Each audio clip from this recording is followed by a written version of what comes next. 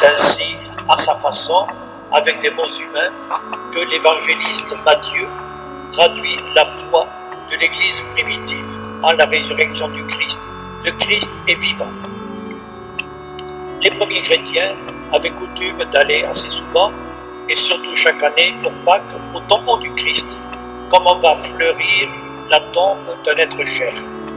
Mais là, au tombeau, il aurait été proclamé la foi de l'Église, que Matthieu résume ainsi: ne cherchez pas ici le crucifié, il est ressuscité. Voyez, l'endroit où il reposait, il est vide. Le Christ a été plus fort que la mort.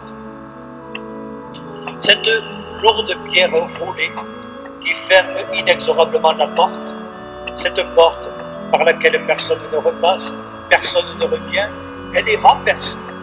Et Dieu, ou son envoyé, peut s'y asseoir dessus, en vainqueur. Il a brisé la fatalité de la mort. Attention, ceci est un langage narratif, interprétatif. Ne croyez pas qu'avec une caméra et 2000 ans de moins, vous auriez pu, ce matin-là, filmer quelque chose. Un éclair, la terre qui tremble, ou un ange.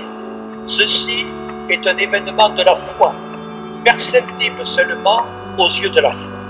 La preuve, c'est que rien n'a pu convaincre les gardes, convertir les gardes.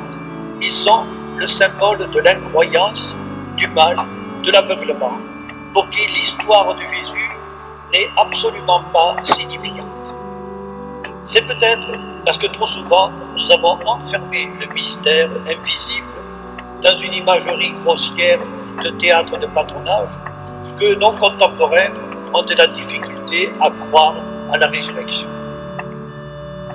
Nous-mêmes, peut-être, nous en sommes restés à quelques bribes mal digérées de catéchisme, ou à des façons de parler trop rapides, superficielles, qui confondent, par exemple, la résurrection du Christ avec la réanimation d'un cadavre, comme la résurrection de Lazare, par exemple, qui n'en est pas une, puisque ce n'est qu'un retour momentané à la vie de quelqu'un, Lazare, qui après mourra à nouveau.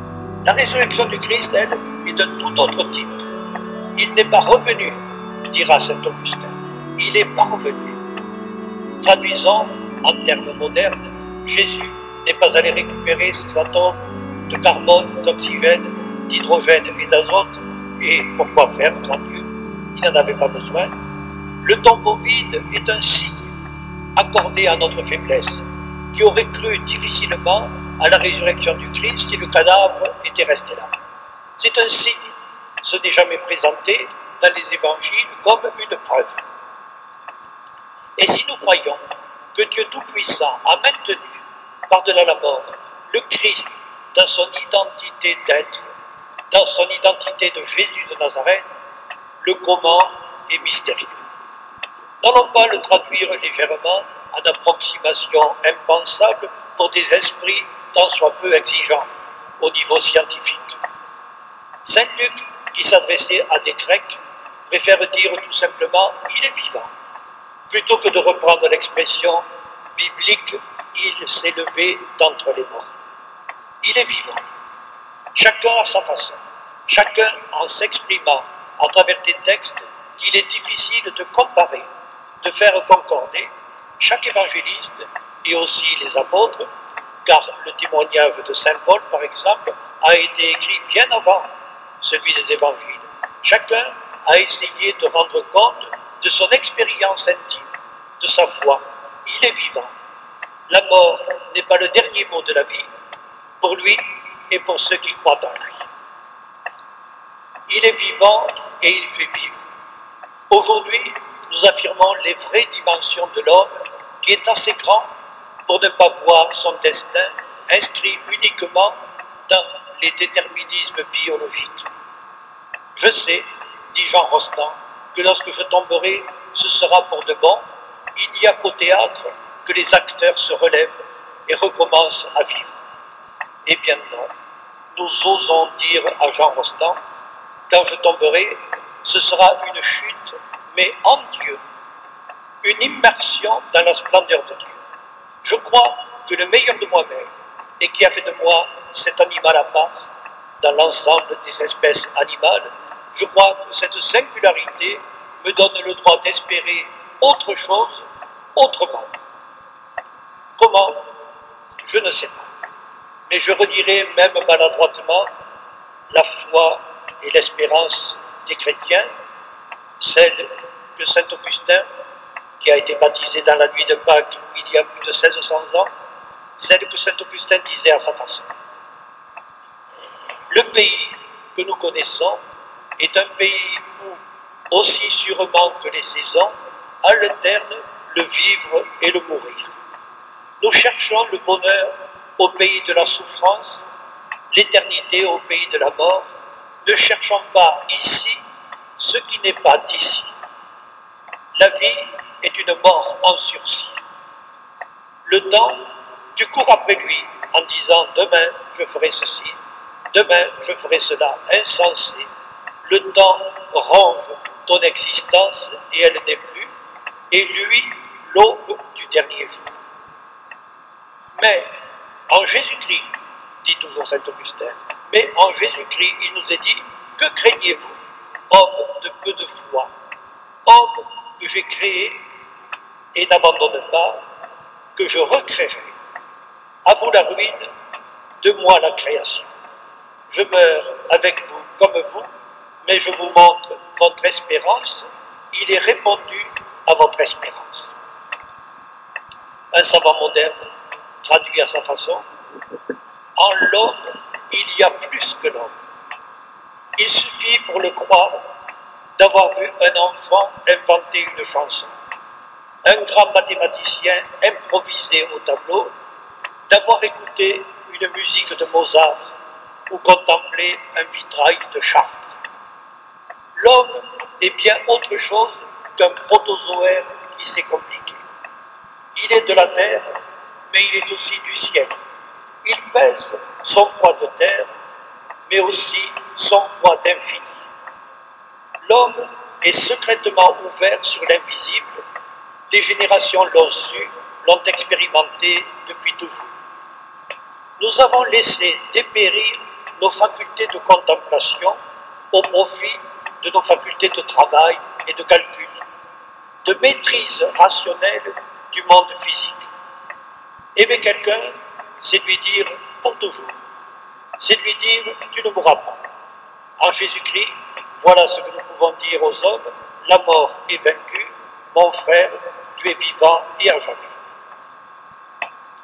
Et le grand Claudel dira superbement en écho, ris, ris donc, je le veux bien, ris, homme, immortel, de te voir parmi les choses périssables, et raille et regarde ce que tu prenais au sérieux, car ces choses d'ici-bas font semblant d'être, et elles passent, et toi, tu es avec Dieu pour toujours.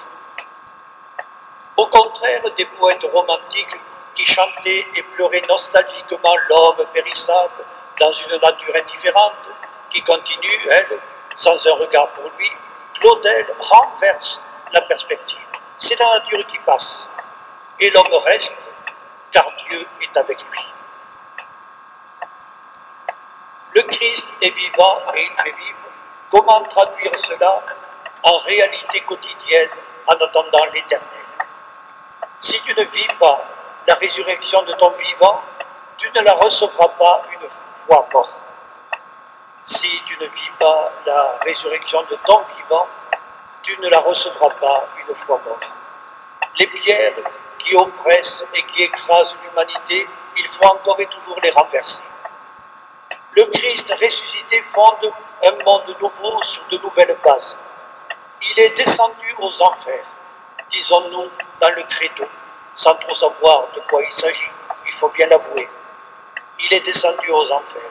Disons, il est allé jusqu'aux racines, jusqu'aux entrailles, jusqu'aux fondations de notre monde, ébranler les murs qui emprisonnent, les chaînes qui lient et les égoïsmes qui étouffent. Il est allé à la racine d'un monde nouveau, le monde de la liberté, de l'audace, du courage et des recommencements. Le monde tel que Dieu l'avait rêvé, par-delà le péché de l'homme.